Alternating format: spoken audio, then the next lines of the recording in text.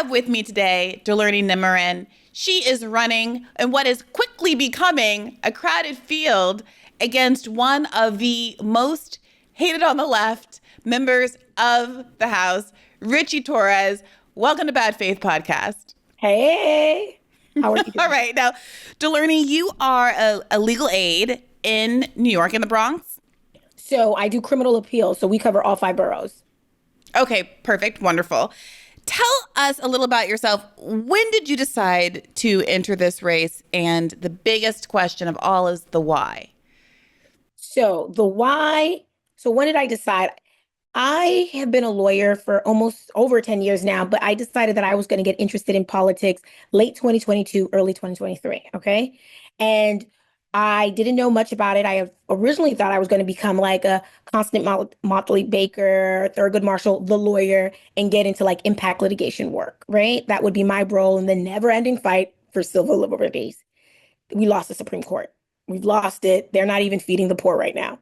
So then I got on my community board. I started exploring politics, and I realized very, very quickly that Ritchie Torres is not concerned about the people he represents.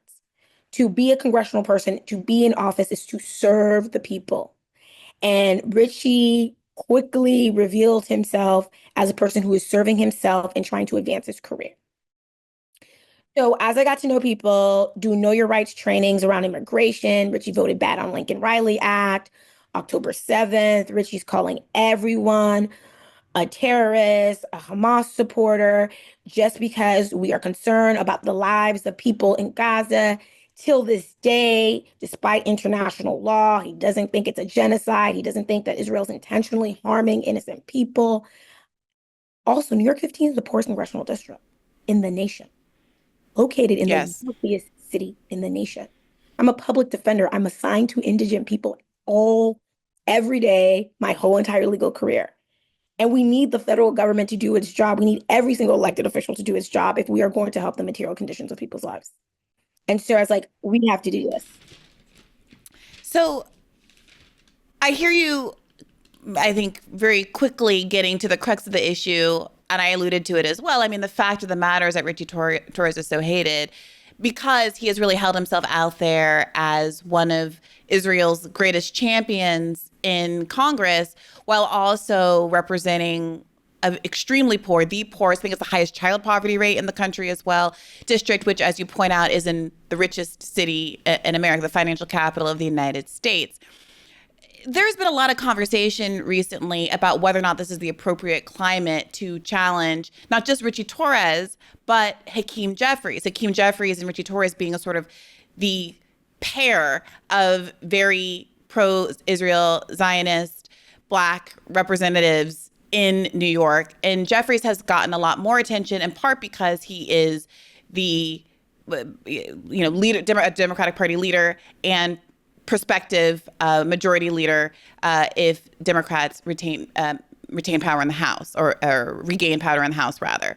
Now, the question of whether or not one should be challenging these folks is obviously front of mind, given that Zohran recently weighed in, as did the DSA, and voted not to support Chiyose's challenge of Hakeem Jeferries. And I wonder what you make of all the controversy around specifically Zohran Mamdani's comment that now is not the time to challenge Hakeem Jeferries.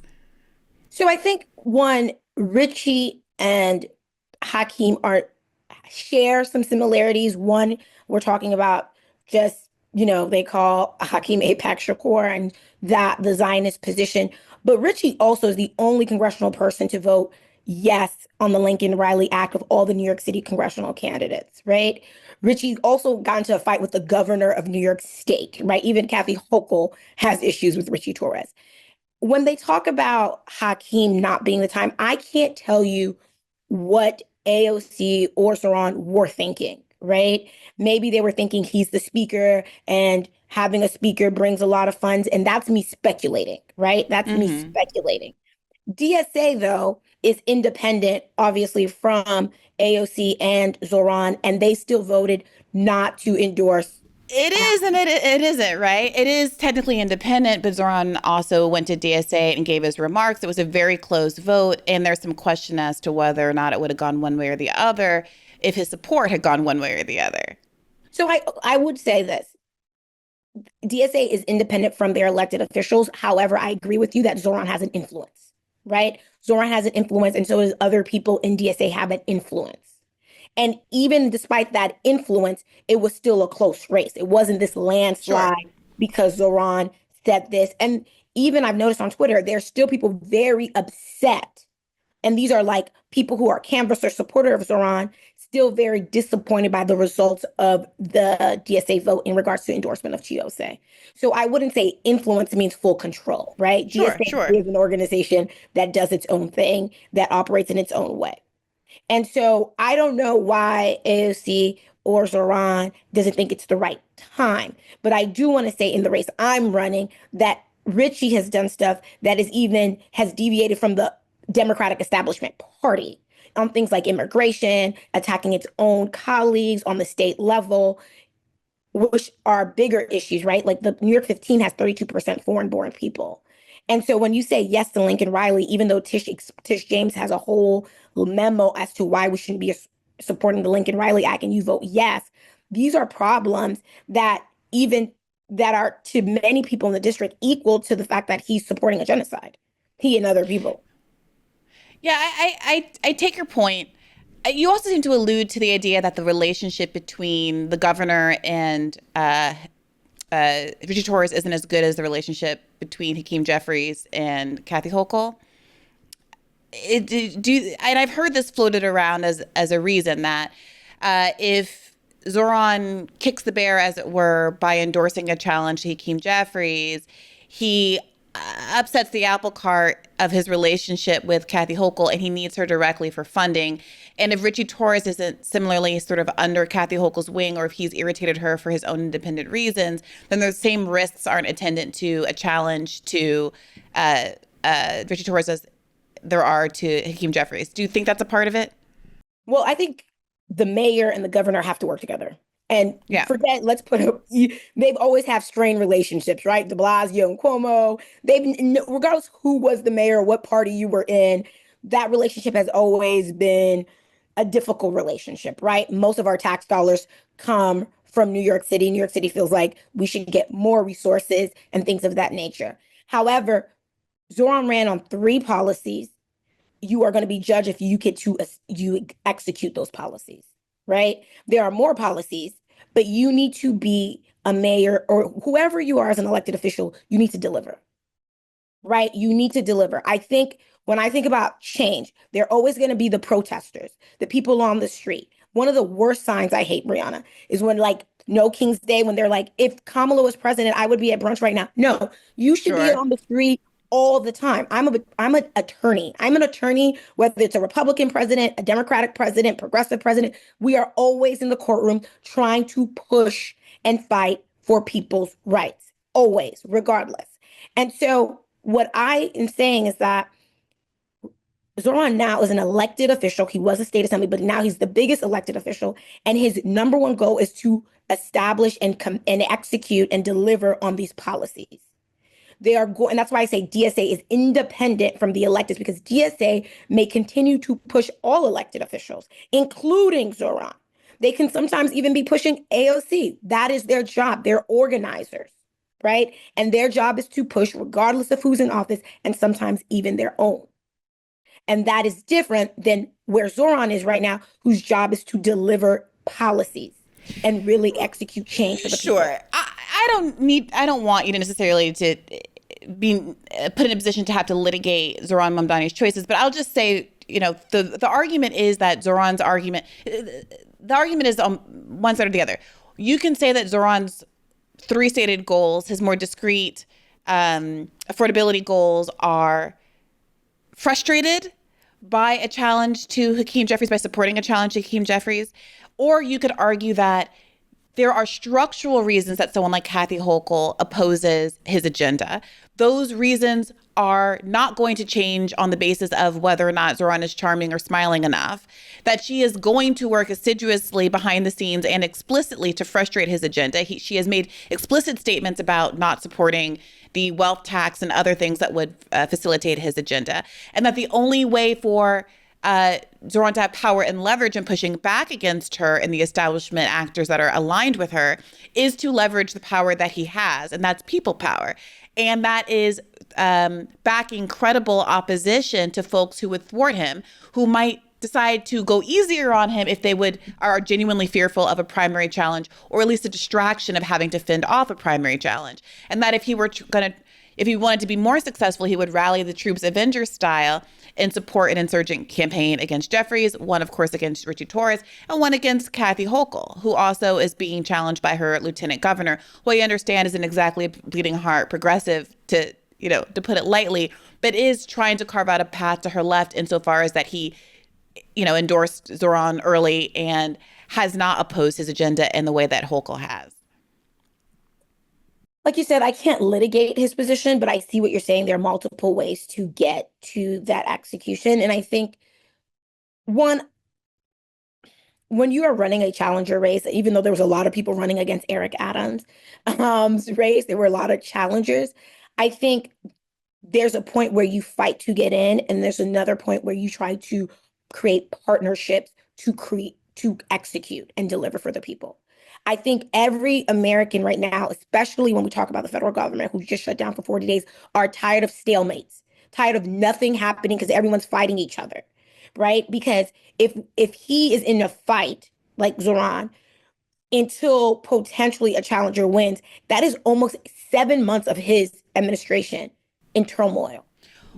Well, just to be clear, this isn't Zohran's race. Zohran's not in the fight. He just said, "Oh yeah, I don't either I support a challenger," or he could have stayed out of it and said, "I don't discourage a challenger." Right? What he did was to enter the fray and actively discourage a challenger.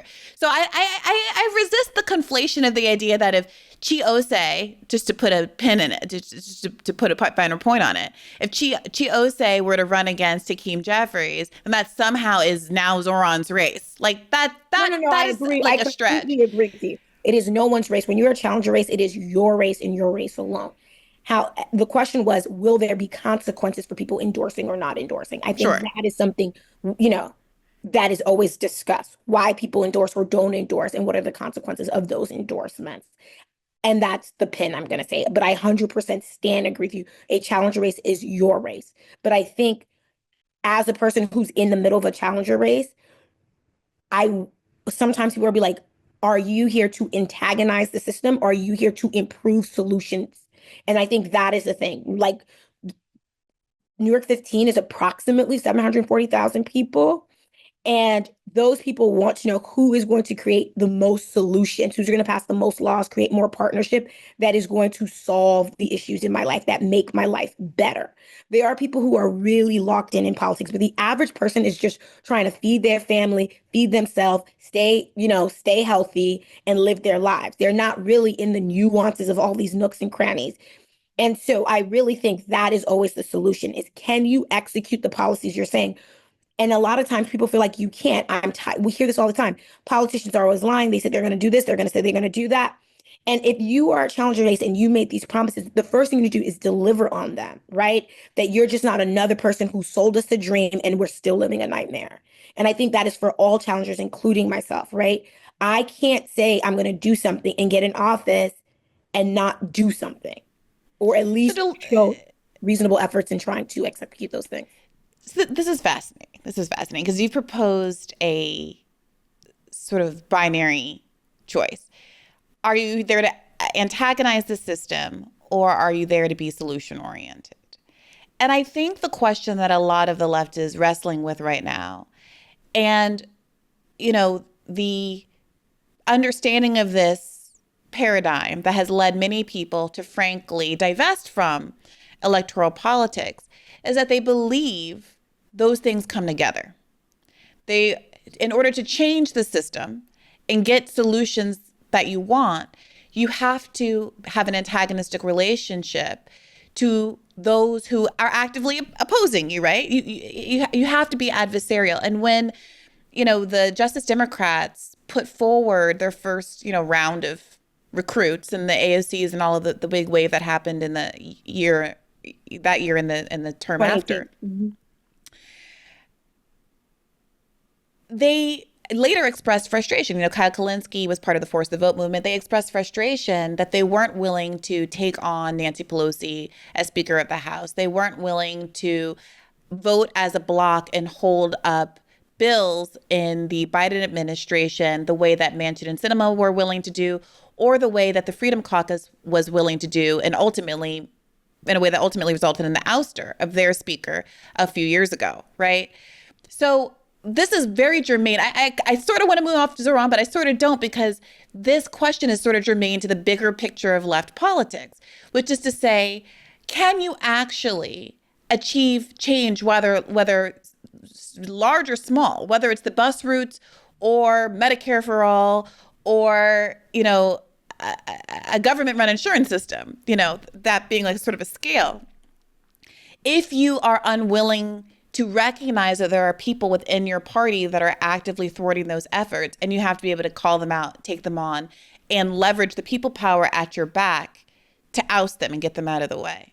So to me, I think one of the biggest person who I'm really inspired by is Bernie Sanders. I think Bernie Sanders has pushed the party. And even though he's independent, ran as a Democrat when he was for president, but is an independent, has pushed the party by fighting legislation, right? We are all now talking about some form of universal health care or Medicare for all, but Bernie was talking about this, that to even an empty room, okay? To even empty rooms that weren't paying him any mind, right?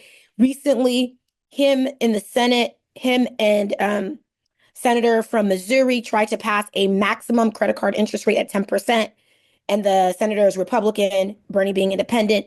AOC in the House just tried to do something similar with a Republican congressional person from Florida.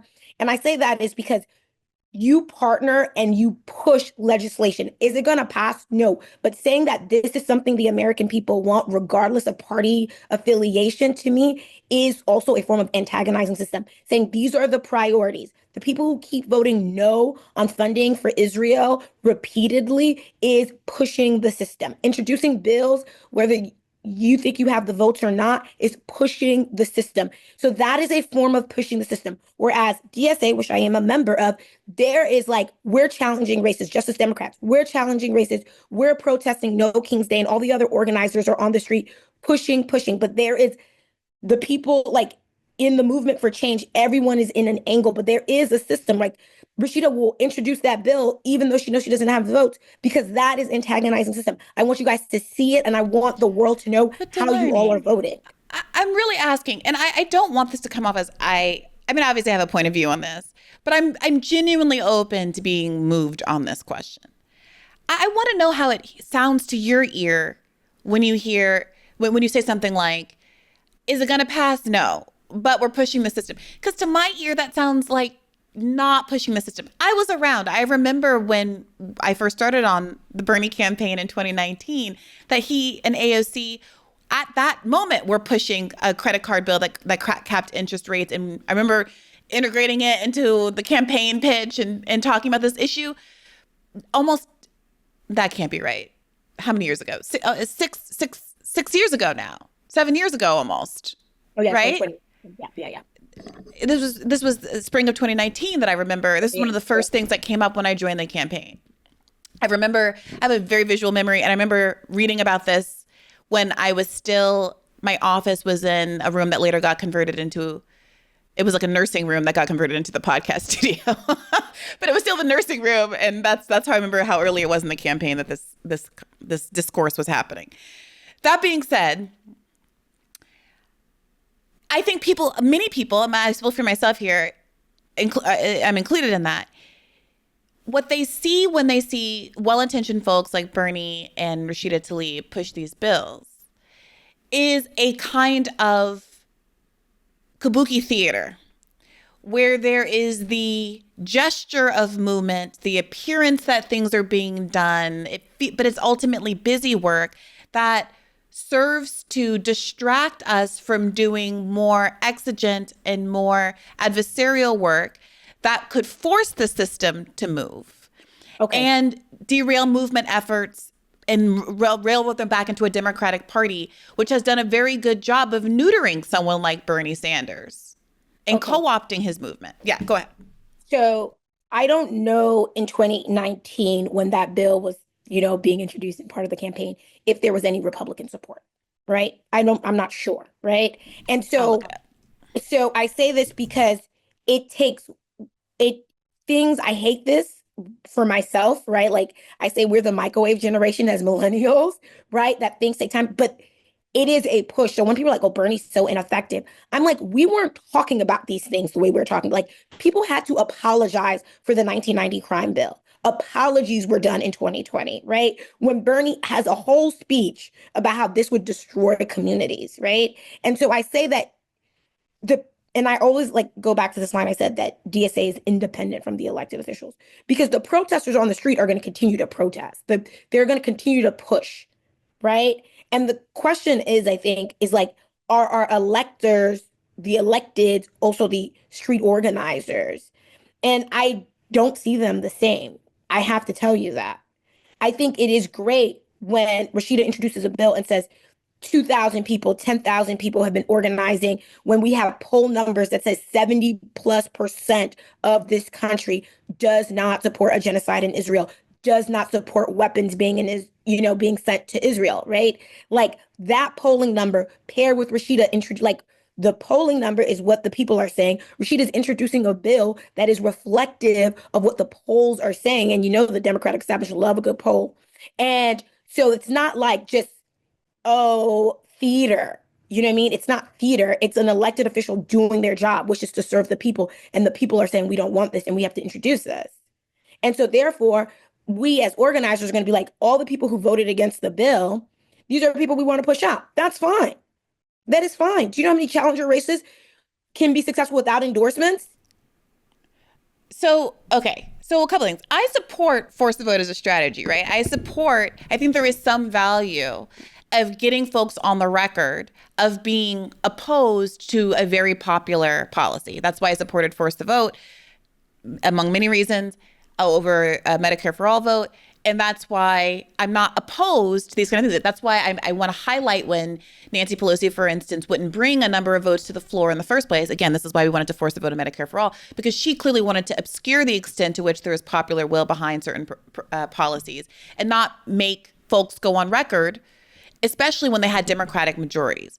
But what you often see is that there's a willingness to vote on things when they know it won't pass. And there can be some sophistry around even those force the vote moments, right? Where people are willing to vote for it because they know it's not going anywhere. And you're seeing now, I mean, I recently had this debate, I think both on the podcast and off, with a number of organizers who were doing a lot of very hard work to get more signatories for I think it's a ban on, shipping aid to Gaza bill or something that's Gaza related. I'm sorry, I don't remember exactly what the ask is. But they were very proud to get like 19 votes or something, which is up from, one or whatever it was, or co-sponsors or whatever, pledged votes. And I don't want to diminish the efforts that are put into something like that. But when you have overwhelming majorities of folks that are going to vote pro-Israel no matter what, yeah, I'm sure you can get 19, 20, 30 members of Congress out of the entire hundreds and hundreds of people in the body, when they know that it can save them in their district and make them look good on paper, but ultimately they're never going to have to pay the piper. And this is what rotating villain theory is all about. And that's arguably why various squad members have taken very bad Israel votes in the past, AOC and the Iron Dome vote, et cetera, because occasionally their votes are needed because the margins in the House are so narrow that even the, quote, good guys have to take one for the team. And they make sure that, well, AOC will do it this time and Jamal Bowman will do it next time. And no one has to be the one that always bears the cross. But ultimately, the party makes sure that its agenda gets passed no matter what. So to take a step back, because you aren't Zohran, you're not a mayoral candidate, you are a congressional candidate. I'm curious, if you have certain goals in mind, what are they? What would be to you the success that you'd be pushing for? The when you say you're pushing the party, like where would you like to see it go at the end of your first term? What are the kinds of changes or goal achievements that you think would have made it sort of worthwhile for you to have been in Congress? So the top three policies I'm running on is housing, health, and economic opportunity. And so one of the things that would have been successful, for example, is New York City, for example, we all are paying often mortgage priced rent, right? And the reason home ownership is not existent is because a lot of times down deposit, like who can save for a down deposit? Rent to own programs exist in other jurisdictions. It's not like an innovative idea. Now, HUD has many issues right now. One, public housing is being divested and has been divested under numerous presidents, right? Both Republican and Democrat. And so obviously we want reinvestment into public housing, which is Section 9, but a rent to own program funded by HUD, which would be like a private public partnership, would have really great impacts in homeownership in New York City. And it's something that is not discussed a lot about. And I think a lot of jurisdictions that have rent to own program would love a partnership that is backed by HUD to further expand these programs. And so to me, being able to pass something like that, because remember, my first term is going to be the second half of Donald Trump's presidency, of the like fascist presidency, right? And what can be done even in fascism to advance and help the American people. So when I go back to that bill between Bernie and the Republican senator from Missouri, or AOC and the Republican congressional person from Florida, capping credit cards, that helps people. That partnership between both parties, that helps people, because when we think about appropriation, these are issues that are happening all over this country that needs, people want support for, people want solutions for. And so I think that would be extremely successful to get buy-in from both parties on these types of partnerships, and to get it passed, or to get a lot of signatures on a bill of that nature would be fantastic. Well, to get it passed, or to get a lot of signatures in the, because I looked it up. The Loan Shark Prevention Act of 2019 did not have any Republican sponsors. Okay. It also didn't go anywhere. Apparently, it was referred to the House Committee on Financial Services in May of 2019, and that's where it seems to have died. Okay, so now the same bill has a co-sponsor that is Republican from Missouri and a co-sponsor that is Republican in the state from Florida, because everybody wants credit card interest rates not to be 29.999%. Right? And so I hear, and 10% would be wildly amazing if that could pass. And I think when you have two people, again, everyone's like, nothing happens in DC. We need things to happen in DC. 40 days of it shut down shows how important it is in so many areas of our lives, areas that many people didn't understand. So I do think from 2019, we're in 2025, the same bill now has Republican co-sponsorship, both in the Senate and both in the House. To me, Brianna, that's progress. I understand, like, student loan forgiveness was like a mythical thing that people laughed at. Now we have a Republican. I would have been forgiven under a Democrat. And now what? We would have. People have been forgiven. People. But Delourny, Biden was president for 4 years, and you not only. But not only were they weren't forgiven, he ended the student loan pause that was implemented at the end of Trump's administration, a year before he was asking people. I mean, it actually ended up lifting the moratorium ended up lifting months, if I recall correctly, like a month before we voted, but lifted the moratorium that had been saving so many people through COVID at a time that was very disadvantageous for him politically. And because why? Is it because he was once known as the senator from MBNA, Bank of America, from Delaware, who had all these corporate ties, and that there were financial interests involved in getting student loans up and running again? You know, it's very difficult when you have a Democratic trifecta. After 2 years of that, not to mention all of the historical examples of Obama and his supermajority, et cetera, to really stomach the argument. It's like, what did they say about men? If he wanted to, he would.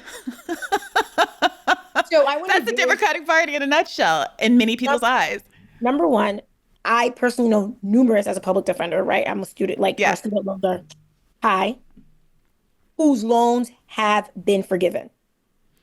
To be clear, there were pre-existing student debt forgiveness programs for public defenders, for many people, including public defenders. that were, I believe, correct me if I'm wrong, the first round of them that were supposed to be paid out was like 2017 during Trump won. And they were not being paid out. Like that was a problem under Trump won. Then under Biden, my understanding is that many of the student loan cancellations, debt repayments, however you want to frame it, that he touted as he was, by some people's telling, actively trying to kill his own $10,000 for everyone's student debt cancellation. What he was touting to cover up from that mishegas was the pre-existing program that should have been paid out under Trump 1 that ultimately he got payouts under him. But this wasn't his like student debt promise. This was just making the system work as it was supposed to have worked before Trump came into office in 2016. The program that we're all discussing, the one that should have been paid out in 2017, is the program that Obama introduced. There was no program before that Right. was as overarching, right? Right. That included all these people. So the payout, like you were correct, the first round of payouts was 2017. Of course, Trump 1.0 didn't do that. But I agree with you. Biden, whatever we think about him, made sure the system and the promise was fully paid out and people received those payments. And I would have been a recipient of those payments if we were under a Democratic president, and we're not. And so obviously those student loans still exist. I also hear you that you're saying that he could have kept the moratorium for longer. But I do want to say, I don't know the details of the inner workings of the House, of like what was going on in the Capitol, I mean, in the White House. But the Supreme Court killed one of the student loan forgiveness programs that he pushed. Well, but that's a separate thing from the moratorium, right? This, that's separate from the moratorium. But I do want to say, you were saying, well, he was like touting one thing and then trying to kill it on the inside. But what I know and what is factual is that the Supreme Court killed one of his ideas. Right. And I don't want to relitigate it. I strongly encourage listeners who haven't already heard these episodes to go back and listen to the many, many student debt episodes we did throughout like 2022 and 2023 with people from Debt Strike, et cetera. But the argument, Persis Yu did a particularly good job, I think, when she came on the podcast. But the argument, PRSISYU, for folks who want to go look it up. I don't remember the episode number.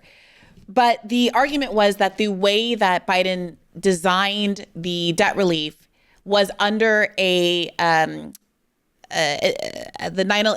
like the emergency relief 9/11 legislation instead of under.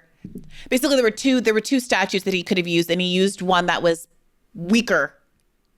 And so when you go back in the court of law, and it was a self-sabotaging. Yeah. So when you go back to what would be successful in my first 2 years is obviously 100% trying to remedy student loans. Like that would benefit so many people. And the cost of education is ridiculously expensive. And that's just the tuition portion. I'm a person who was on food stamps and Medicaid throughout law school because even when you get covered the tuition, you still have to pay rent if you're not at home. You still have to feed yourself. You still have to make sure you're healthy. And all of that's not covered in the ever-growing cost of tuition, right?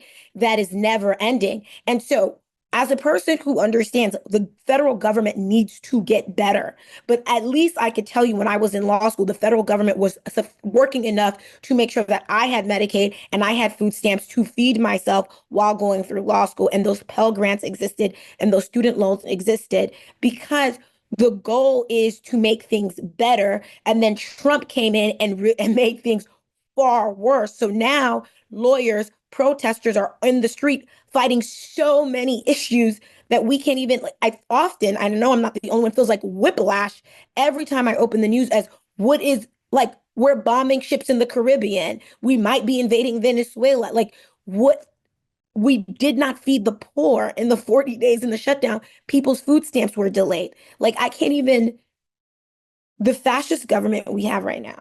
And I hear us, especially like as a person on the left who wants things to get better, to build on what people before me did. I cannot imagine how many things we have lost in the last decade. Voters' rights, affirmative action, things of that nature. People could argue whether they're useful or not, but places like Harvard Law School has far less Black students admitted than before that Court of Appeals case. I mean, that Supreme Court case. Sorry, Court of Appeals is the highest court in New York State. Sorry. So, remember when Biden was president? Oh, yes. And had a trifecta. Yes.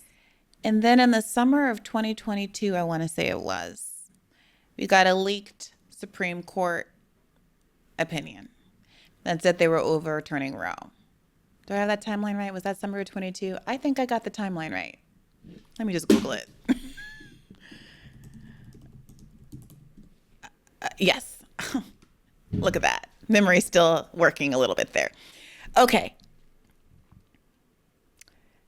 At this juncture, was there any conversation about Biden packing the court or doing any, or at least threatening to do so in order to prevent this sort of an outcome?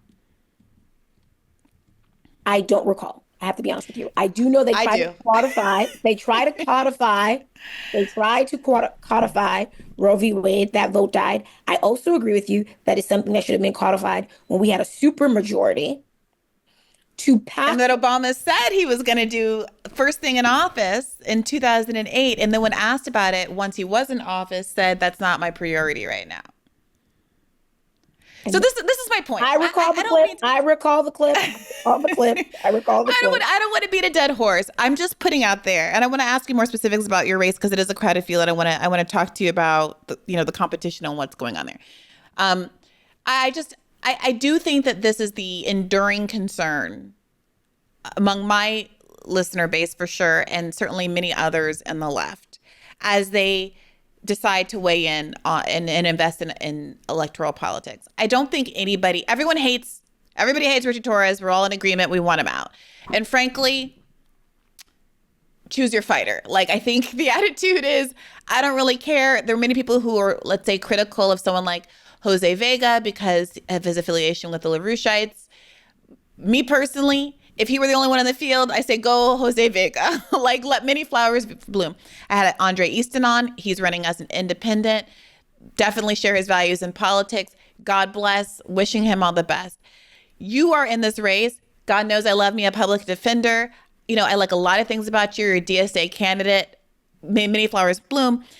Michael Blake has emerged as what seems to be, dare I call him this, the establishment left's chosen candidate, and the person who's being put forward as the most likely to succeed. I have heard other people describe him as someone who runs for many things, many times, as a kind of a serial candidate, and who don't necessarily trust his bona fides as a leftist, even though they might support him as sort of the most likely to win.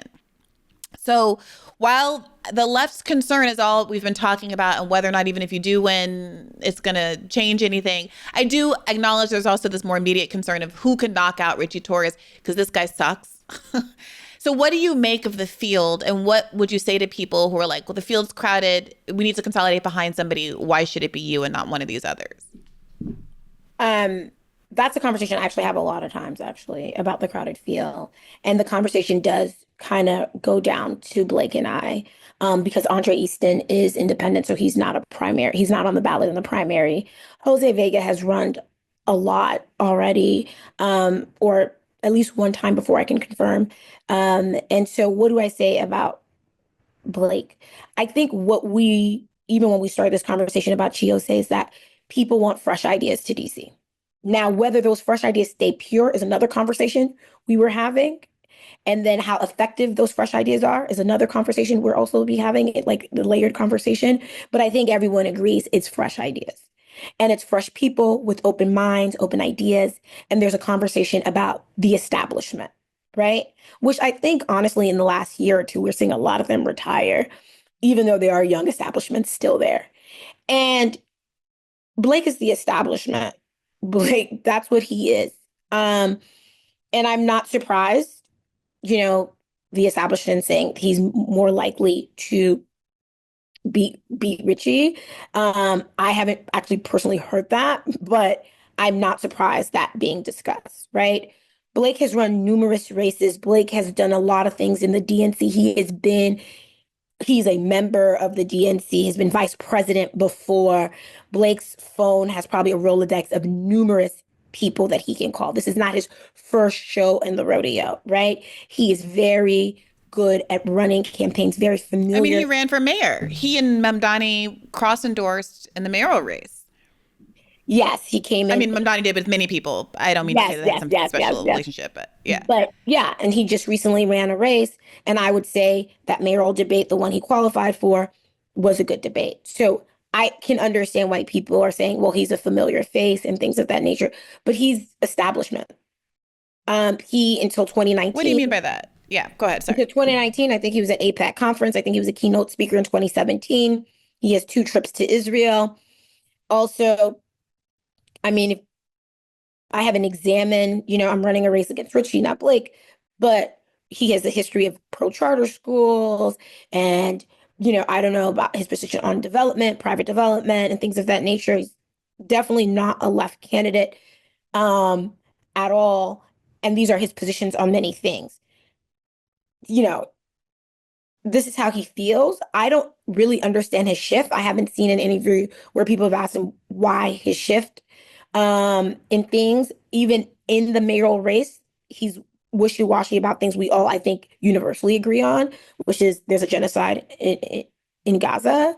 Israeli is illegally taking land in West Bank and also pretty much killing people in the West Bank, and Israel's an apartheid state. I think that's like universally agreed. I don't know why that would be really controversial, that we shouldn't send weapons to Israel. That's like, I think, universally agreed upon.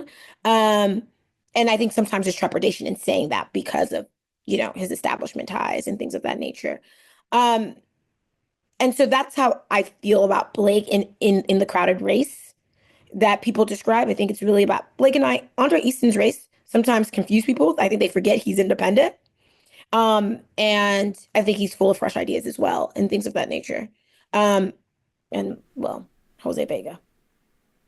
Okay, so we should insert a clip of the APAC Michael Blake appearance that's been doing the rounds.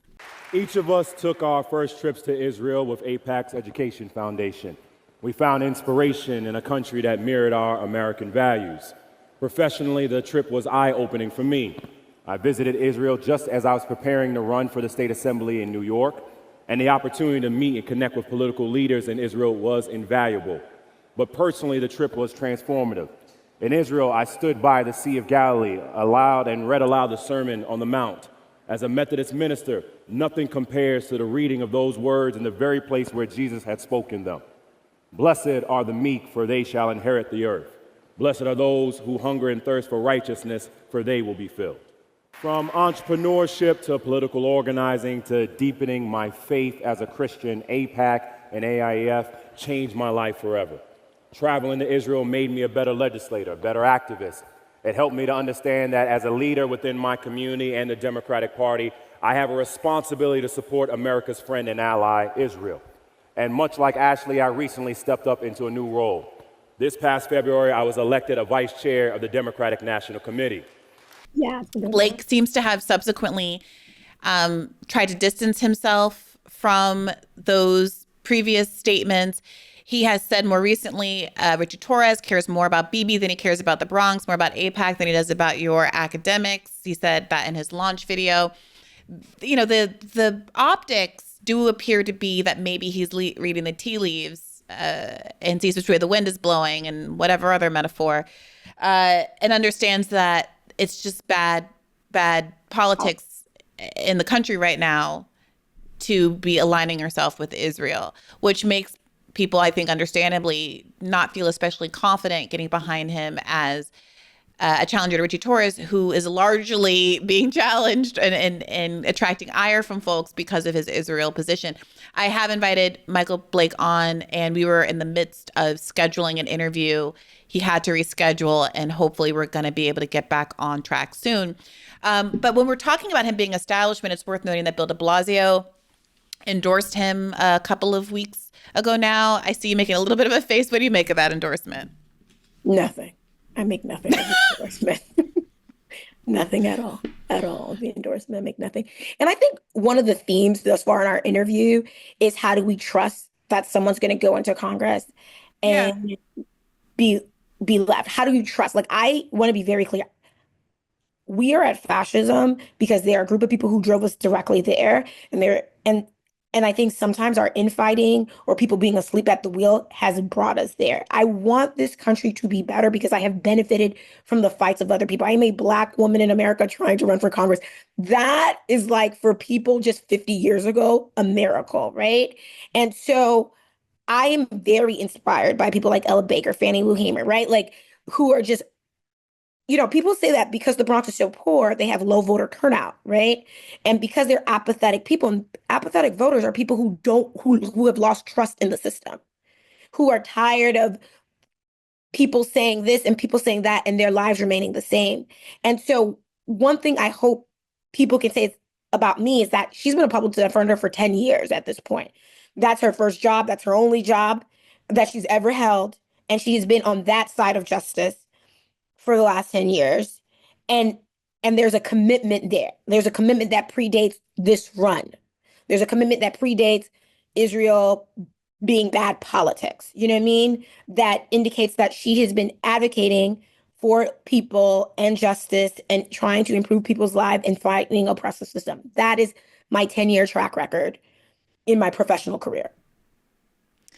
I want to just reaffirm, as I've done in this podcast in the past, how much I love public defenders, how I got fully public defender pilled due to dating a string of public defenders in my early 30s. And I just want to really say that like these people are true believers and they do the Lord's work. And I don't question your bona fides in that realm in the least.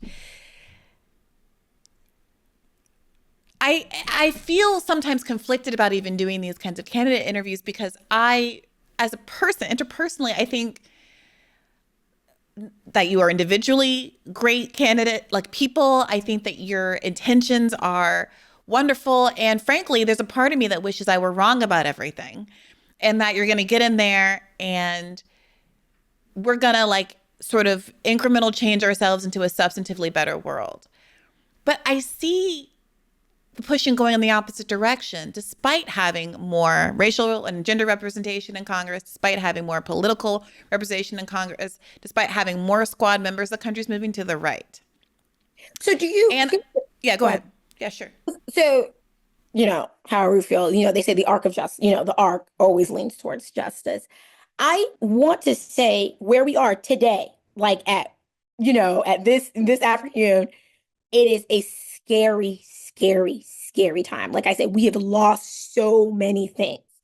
I think people have gotten comfortable in capitalism. I knew we lost the plot when we thought little boys were being shot because their pants were baggy, right? Like I knew we had somehow lost the plot that we thought we lived in some post-racial society. So there is this dip in I would say the dip in the market. There is this dip in this fight for civil liberties. And Delourny, look at Zohran. I mean, Zohran is the mayor in your district. He's not the mayor yet.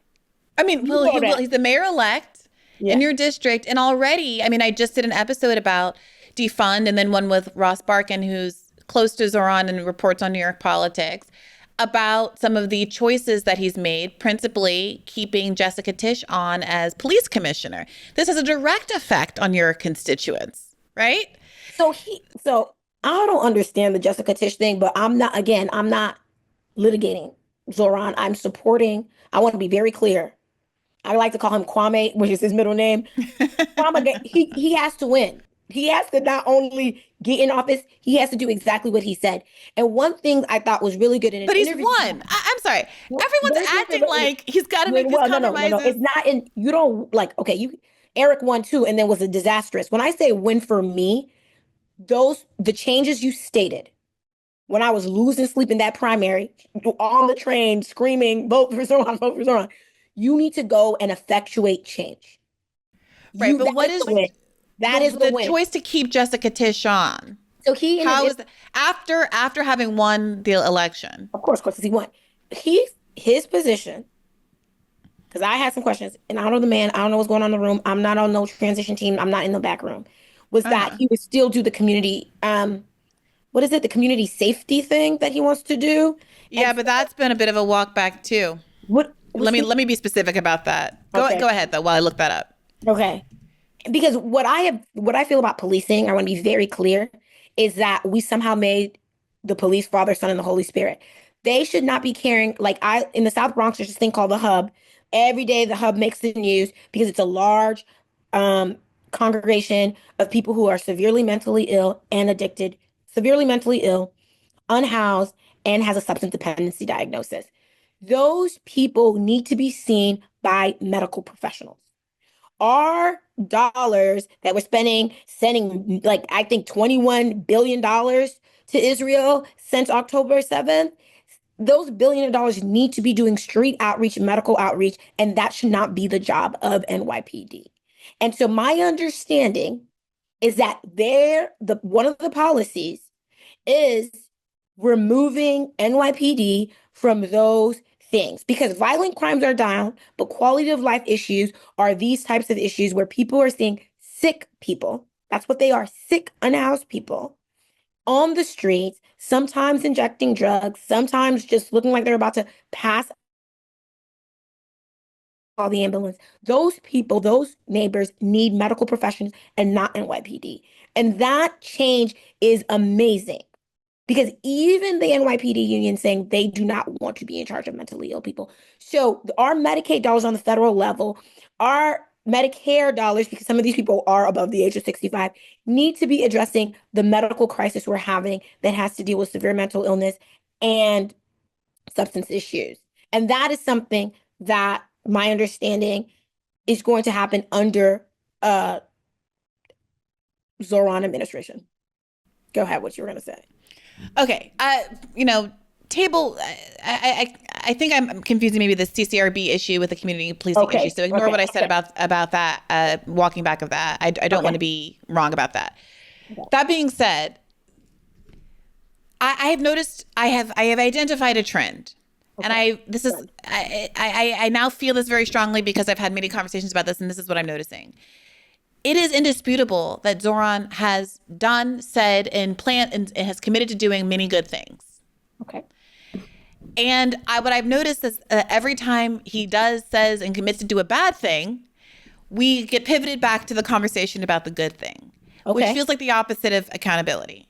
Okay. The question is whether Jessica Tisch, having a community board of safety and policing and using police allocated funds to do more of that work instead of sitting in people with guns to bash at the heads of mentally ill people is obviously good. Yes. The choice to keep Jessica Tisch on, who is the queen of bashing in the heads and also the queen of suppressing anti-Zionist protests. And as we discussed in the last episode or in a recent episode, went to the synagogue that was a illegal settlement recruitment fair after it had been protested and said that she wishes the police had done more to suppress those protests, not seeing how this is helpful to Zohran's efforts. And nothing Zohran could do good in the world explains the bad choice. Now, Ross Barkan seemed to imply that Tisch wasn't going to be around very long, and that maybe this was a short-term capitulation when he knows he's going to axe her or that she's going to take herself out of the game in the near future. And if that is the four-dimensional chess that's being played, God bless. But that doesn't mean that he should not be challenged on the decision in the moment. Zohran can be, Mother Teresa. Please don't at me. Oh, Mother Teresa was bad, actually. Like, I get it. But he could be Mother Teresa. But if I see him stomping a kitten in the gutter, I'm going to have some questions about this anomalous behavior. I'm going to be very clear. Have the questions. Again, this is why I always be like, DSA is independent from the electeds. Have the questions. Organizers, continue to organize. Don't do nothing illegal. Don't go like whatever somebody did to like AOC's office. No, continue to push. That is the job of the organizers, is to push. But my issue is so remember we used to have like average GPAs, whatever they were doing. The question is, I want him to average out well. I'm not taking away that the Tisch is a bad decision. I'm a defense attorney. Tisch came from sanitation. So some of that Columbia protest is not even Tisch, right?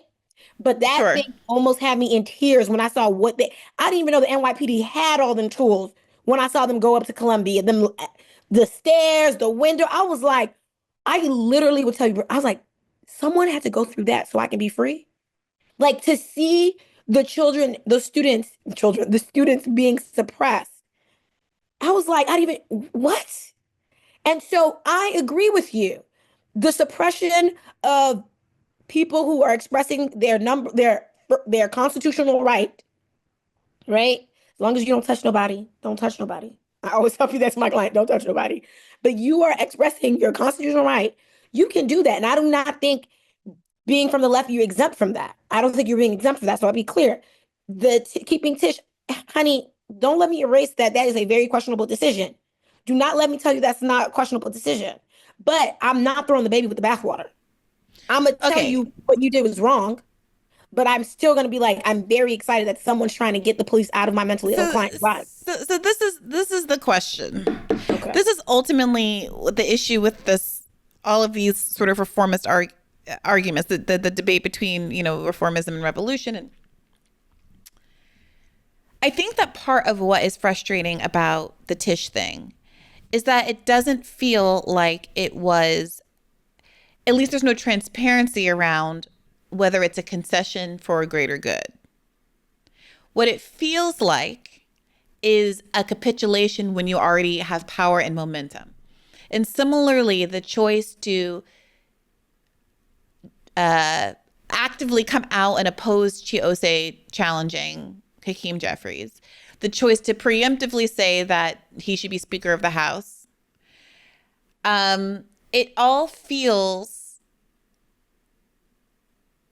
foreboding because it's not an exact tit for tat. Like, there's a world where at least I understand, hey, Kathy Hochul has agreed to fund my agenda and I'm keeping Tish James on.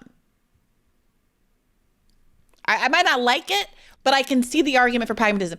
Getting told by other leftists, I'm not saying you, Dalourny, because you've made your frustration with Tishery clear, but getting told by other leftists that I have to be patient and let him cook when he has not only not offered a reasonable argument for what he's gotten in return in this little trade, but has offered rationale that fundamentally don't make sense.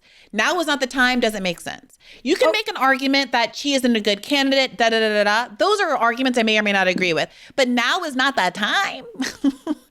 Fundamentally doesn't make sense. Go ahead. Let me make sure I don't cut you off. That's it. No, yeah, I'm done. So I want to say this, though, okay? And I can agree. Bad answer, okay?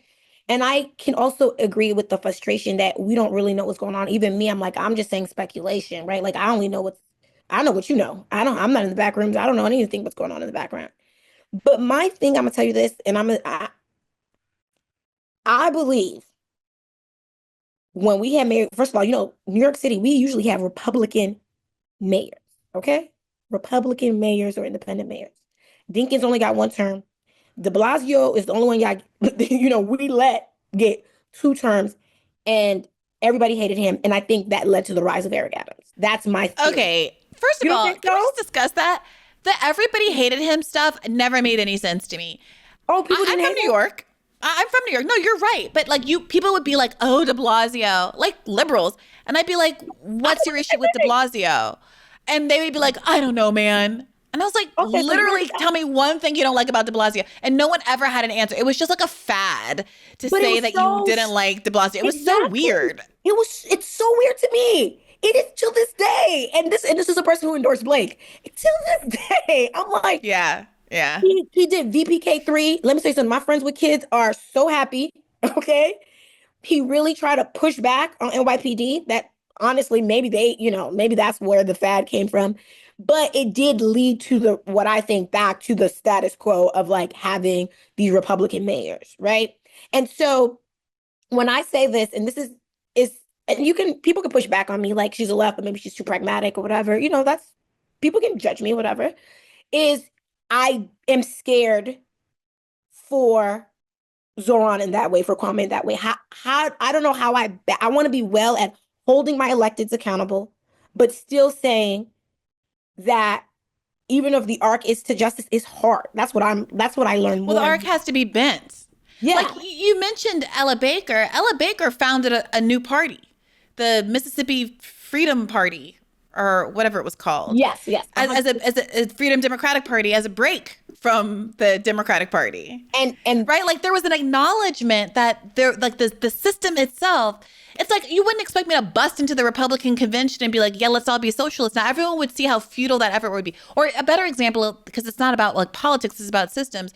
I'm not going to, go into the BP office or Exxon Mobil or whatever gas company and say, actually, I think that what this should be is a solar power company. Like, these things are they're antithetical to each other. They are at odds. It's like you're not going to convince them because that's not how they make their money and that's not what their life is depending on.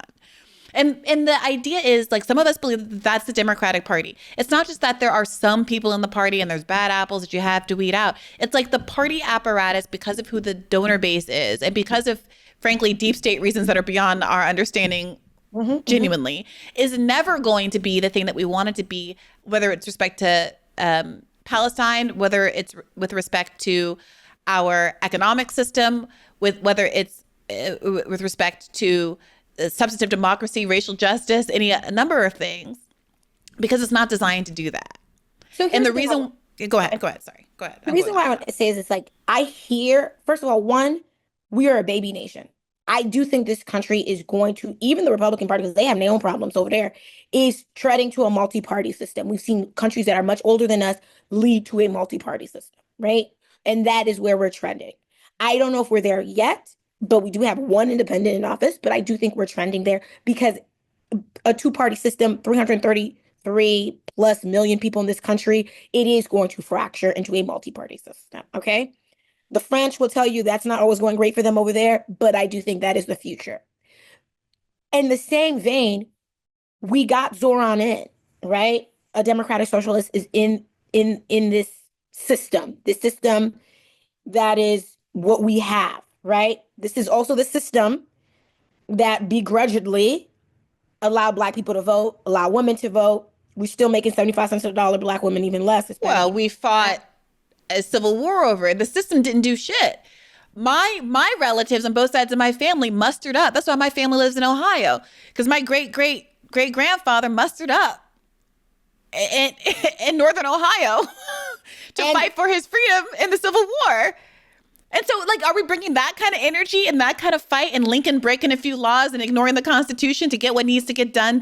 Or are we going to sit here and be reformists and then claim the revolutionary actions of the past as part of a legacy that we don't intend to continue? But even when we were set free, we didn't give the right to vote. Right? That's it. Right? I mean, okay. Women, you mean? Like like suffrage? Like, even because the whole point was the 14th, we got our right to citizen. Okay. You're saying like constructively. Yes. That's what I'm saying. Like, the system, I understand there's just like push. The system is not a perfect system, but to say the system has given us zero nothing. But it wasn't. My argument is that it's not the system. The Civil War is not a system, and the civil rights movement is not a system. That was people working from outside of the system and fighting tooth and nail. And by the way, ultimately there was an argument, by the way, that the efforts of the civil rights movement would not have come to fruition but for the embarrassment of the Cold War and the Soviet Union making the case that America treats its Black people so poorly, and America's trying to hold itself out as a beacon of democracy and equality. But for global circumstances being different, we wouldn't have had the capitulations on substantive rights that we ultimately saw. Not to mention the economic boycotts, the Montgomery bus boycotts and the like, that also pushed very adversarially and made there to be consequences for a lack of consequences for a lack of change. And that's what I agree about the organizers. That's why they have to be independent from the elected. The boycotts in Target, the protests, No King's Day, they have to be independent in order to push freely. Let me ask it to you this way, and I'm going to let you go because I know we're over time. Yeah. Zohran is mayor. You're running for Congress. There's an argument that those things are not the same. The one doesn't have anything to do with each other except for this like nexus of Kathy Hochul. But you're running for Congress, and Hakeem Jeferries would be your speaker. Okay. Do you think that Hakeem Jeferries should be challenged? As a challenger, as a challenger, I understand people being challenged. I have to say that it would be hypocrisy for me to be like, oh, you think one person should be challenged and not another person should be challenged. I think I think challenging a speaker is, honey, shout out to Chi who even tried. That's for even me who's in a challenger race, I feel extremely overwhelmed. That is a bold move. But I am nowhere here to tell a human being as who's challenging that there's a rule of no challenge versus challenge. No way could I say that. That's like completely hypocrisy. So what's the hesitation? If you're a challenger and you think people should be challenged, and it sounds like you disagree with Hakeem Jeferries' sort of Israel first approach to politics. He also comes from a low income district, mixed, but substantially low income district. So what's the caveats? You know, you're like, oh, it would be hypocritical of me. So, but do you not? The only thing I would say is that challenging the speaker, and this is an internal thing that I am open to check, feels different than challenging a regular person. I don't know why. Well, he's not speaker right now, and he doesn't have to be speaker, right? He doesn't have to be speaker. He's minority leader. I don't know why you beat up but to me, I got to be honest, minority leader, because mind you, AOC ran against Crawley. Crawley was second and third. I don't know if the second and third have names. He was going to be speaker until she knocked his ass out. She knocked his ass down. And so minority speaker, which is, you know, they flip-flop, the House flips, feels like a bigger push down. That is why, and that's internal. I don't know. Honestly, I got to be honest with you. I said this all the time. The speakers are always in the Democratic Party from New York and California. The average American who lives in rural or suburb. You know, San Francisco and New York City is not a reflection of the country. And I don't know why our speakers always come from these parts of the country. It has to do more with money than a reflection of the people. Okay, and AOC is the biggest fundraiser in Congress last time I checked. So if she says, and the left wants to swing its bat big, then what's all the hesitation around pushing down Hakeem Jeferries? Yeah, maybe they're paying for it. I still to this day can't believe who's paying for it. The people who endorse him. See, for me, it's nothing. So this is the problem. You guys are all like, for me, it's nothing. Controlled. Okay. This is the problem. You're trying to enter a party that would openly and privately threaten incumbents. When AOC and them ran in 2018, the DNC or the DCCC, one of those Democratic funding organizations, put a blacklist on any vendor that would work for a challenger and said, if you build stages or cater food or do whatever needs to be done for campaign rallies, et cetera, for challengers, that you will never work for a Democratic Party candidate again. This is the party that you're trying to enter into, right? And AOC's like normalization is years later and has happened after, one might argue, she has capitulated. And we've had years of watching her cry on the House floor and vote for Iron Domes and saying that Joe Biden should be the candidate and not drop out, and that he did fine after the debate, long after all of the centrists had flipped on him, and endorsing Joe Biden, like, you know, two years before the election or whatever it was. Right. And so now she's allowed to sort of be here and everybody can play nice with each other a little bit. Because she changed, not because she changed the party. And I'm not saying it's because of her individual weak will or she's a bad person or anything like that. But I think structurally, the party changes you. You don't change the party. That's not true. And I want to push this because we're always talking about AOC. Okay. What about Rashida? Why we don't talk about Rashida? Rashida hasn't taken any of those bad votes. She hasn't. But she came in the same time. So that's what I'm saying. If you're saying the party consumes you, she's a Democrat.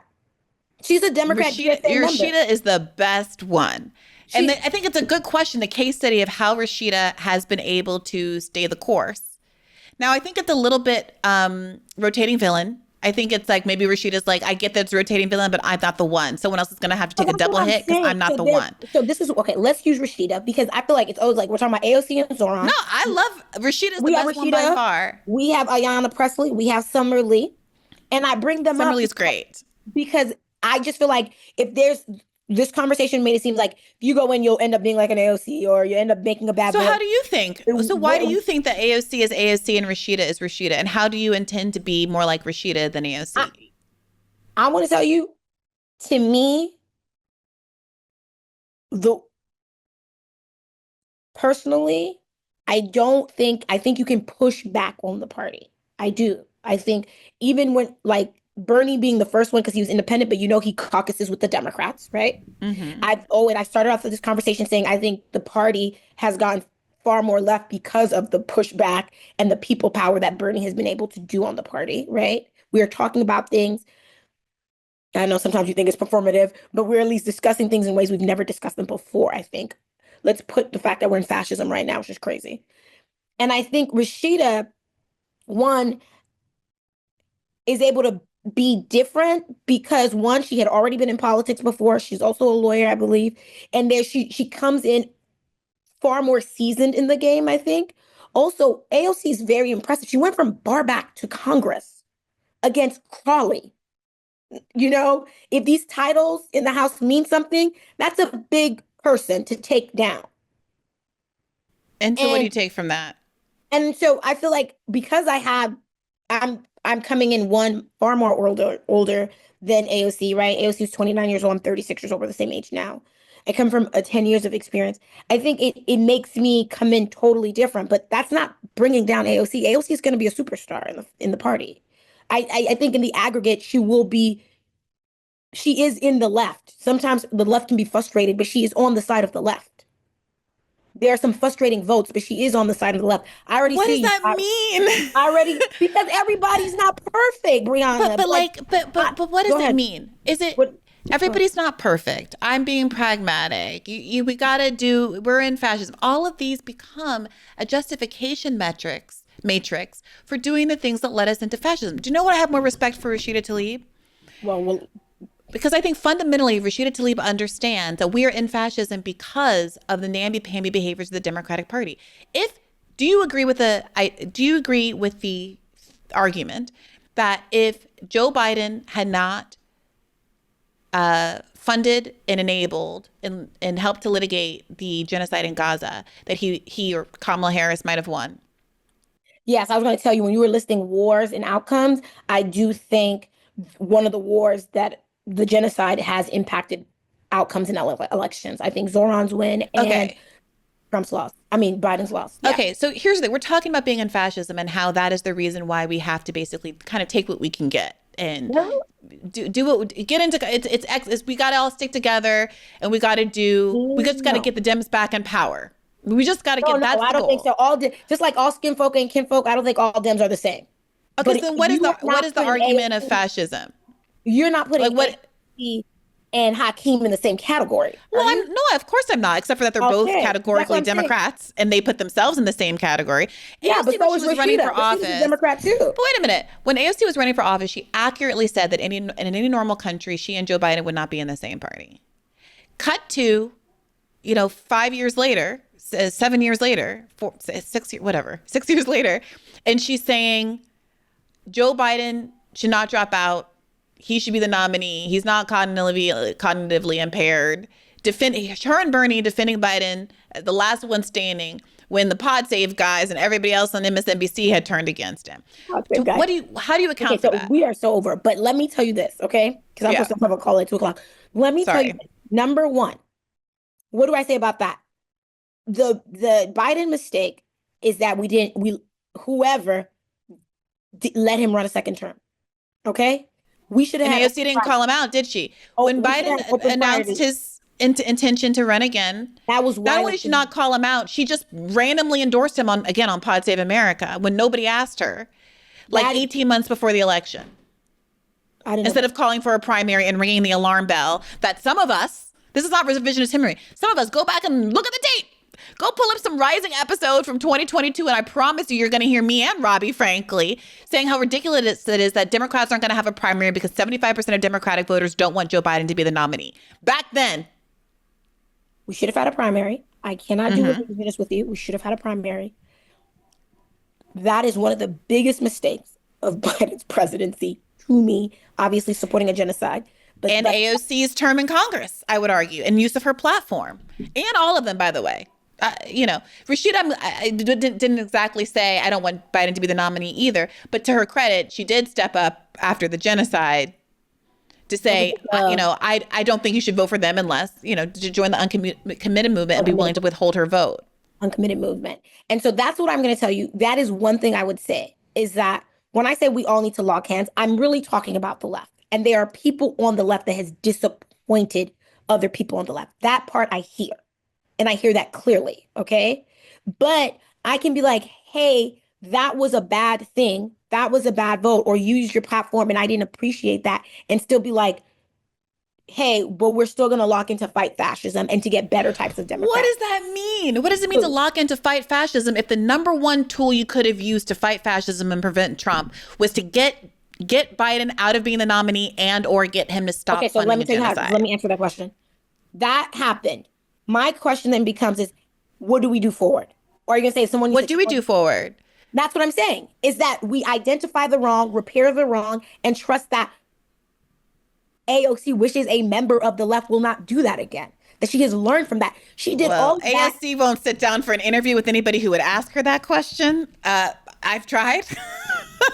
But Godspeed to anybody who can. But there certainly has been no reform or accountability to date. And that, are you saying because she hasn't verbally apologized? She hasn't recognized the fault. But correct me, audience, if I'm wrong. Has AOC sat down for an interview where she was asked about her choice to endorse Biden and her Kamala Harris is tirelessly fighting for a ceasefire claim at the DNC was just demonstrably false, as evidenced by subsequent reporting, including in Kamala's own book? Number one, I'm going to be very clear that I do not have the answers to that. But I know you just asked people. Number two, AOC since then has been on this whole oligarchy thing with Bernie, calling out the biggest thing that is happening, right? And I am not saying all Democrats are saying. I want to be very clear. When I say lock in, it's the left. The demonization, just sort of like we talked about de Blasio, I do not appreciate any of the demonization of AOC. I'm not saying that all her votes were right, but the demonization of AOC and the fact that people were attacking her office, to me is like, wait, did we lose the plot? Wait. So the issue is that someone defaced AOC's office. That is a issue. But the fact that in this conversation, we're talking about her in the same way you're like, oh, people were always hating on de Blasio, and I would ask them why, and they'd be like, oh, I don't know, it's just a thing to hate on. Okay. I would argue that to the extent that AOC attracts particular ire, it's because she is in a position. She's one of the only people in the country in a position and is more, frankly, empowered than a lot of the other squad members because she has more money than anybody else in Congress. She's basically immune to a primary challenge. And she's got one of the biggest microphones of anybody in the country, right? So she has the platform to advocate for these interests that she purported to hold. It's not unfair that she's gotten the most attention, to be honest. It's because she's the biggest supposed ally who is not using her allyship at all, and in fact is manufacturing consent for a genocidal party. To be honest, what I think is that she hasn't gotten enough flack for how deeply immoral and disturbing it was to take the stage at the DNC when she knows that they suppressed the ability of a Palestinian pro-DNC person to speak and lied to the American public about the idea that Kamala Harris was tirelessly fighting for a ceasefire. When, as she's speaking, people are being mass murdered, genocided, dying, kids, adults, men, women, everybody involved, in ecocide, graveyards being dug up, every school being burnt to the ground, and people being ethnically cleansed. And she's standing there in a crisp suit talking about Kamala Harris, genocider herself, Holocaust Harris is tirelessly fighting for a ceasefire, and then has not done a single interview, and none of the left. I don't actually know if she's done an interview with anybody on the left, so let me not be unfair on that. But I know Bernie has done an interview since then. I watched at least one, and was not also asked about these questions. I don't want to be speculative, but I do know for sure that AFC takes no AIPAC dollars and has never taken back AIPAC dollars. Number two, she calls it a genocide. Number three, that doesn't take away what happened at the DNC. We don't know. We can't speculate whether she had an interview or not because we don't know. And if it's a no, that means I would have seen it. If AOC sat down with someone on the left, I would have seen it. I would have seen it. And if she hasn't sat down with someone, then we don't know what her thinking is. And the same way Kamala got to write a book. But her choice not to sit down with anybody is what I'm condemning. Well, then I can't answer that because I'm not a reporter. I don't know how many people asked her. I can't condemn that. I can't. I need more people to acknowledge that it's a genocide. I need more people to make sure they don't take AIPAC dollars. I'm running against Ritchie, who's consumed by them, won't even acknowledge international law, right? And so when I think about the Democratic Party, there are people who are extremely problematic, right? And so when you say Dalourny, what are you talking about? Ritchie's not even on the same side of immigration sometimes, which is not even controversial for the New York City congressional delegation. Right? That's not even controversial for the New York City delegation. Ritchie's taking money, $35,000 from real estate developers that his own constituents are protesting based on horrible housing conditions as recently as October. And so I'm not being pragmatic, but there is in the emergency room, you hit the gun wounds first. And the poorest congressional district has a person who's not only is a Zionist.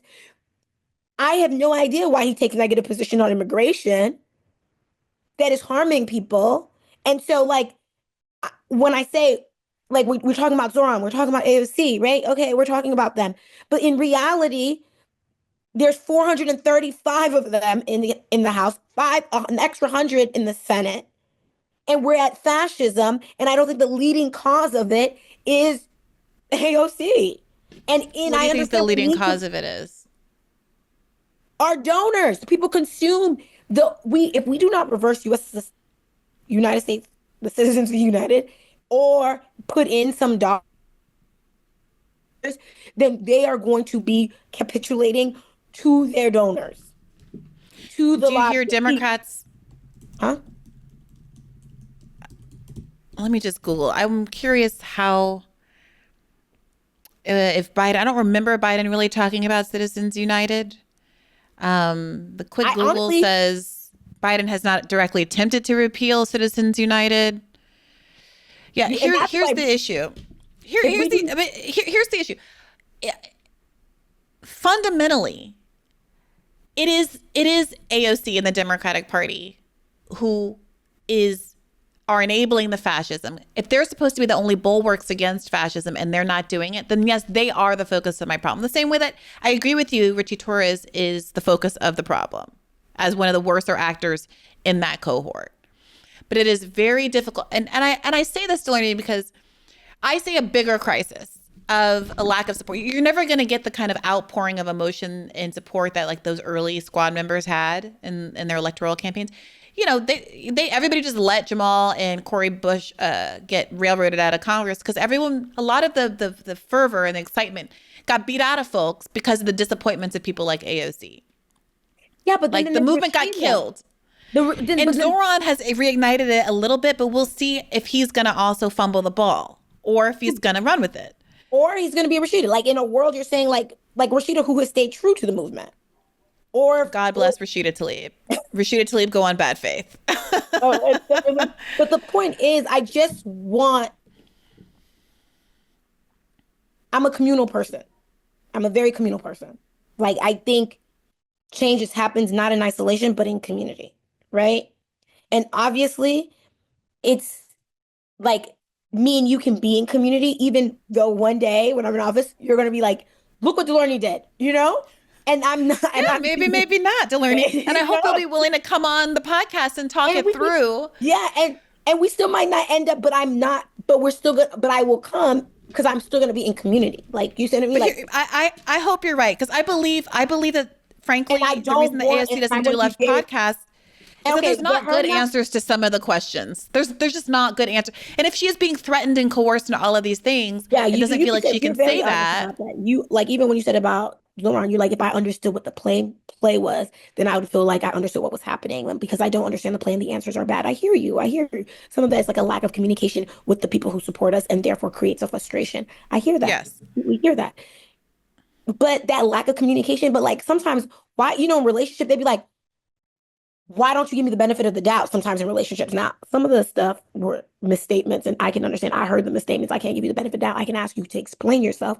I hear you. But what I'm saying about throwing the baby with the bathwater, that's not for people like Ritchie Torres. And that's why even when you asked me about the Hakeem Jeferries, I was like, bruh, I don't know what speaker means. That's a big boy, but I'm not a challenger to be like, we're, not running against other challengers. But the speaker. Well, Dalourny, let me tell you, the speaker is going to be the person who doesn't bring your credit card interest rate bill for a vote. Just like Nancy Pelosi didn't bring the stop insider trading bill to a vote because she didn't want to stop insider trading. Yeah, but here's my thing. I'm gonna tell you though. This is why I'm telling you about that credit card interest bill being co-sponsored by a Republican, and it wasn't in 2019. Pushes the thing better, so therefore it doesn't become a party issue, but it becomes the American people priority. Because my biggest issue and my biggest gripe is that people are capitulating to donors versus what the polls are saying, what the people want and what the people need. That's the biggest thing. Because I'll co-sponsor a bill with someone about 10% credit card interest, even maybe on 99%, I disagree with you because I want to pass that 10% credit card cap.